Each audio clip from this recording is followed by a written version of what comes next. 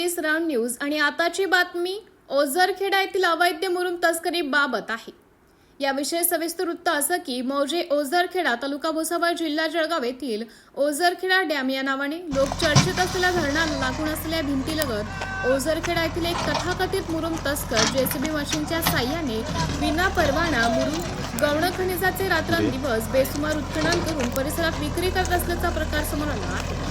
याबाबत अधिकचे वृत्त असं की तथाकथित मुरुम तस्कर हा सायंकाळी 7 वाजेनंतर त्याचे जेसीबी मशीन आणि डंपर वाहने ओझरखेडा धरण परिसरात पाठवत असून धरण परिसरातून तसेच धरणाला लागून असलेल्या भिंतीला नुकसान होईल याची काळजी न घेता रात्रीच्या अंधाराचा फायदा घेऊन बेसुमार उत्खनन करून डंपर वाहनांमधून बेकायदेशीर वाहतूक करत परिसरात विक्री करत आहे। तथाकथित मुरुम तस्कराचे महसूल विभागातील निवडक अधिकाऱ्यांसोबत आर्थिक हितसंबंध असल्याने त्याचा हा मनमानी कारभार सुरू असल्याचं बोललं जातं।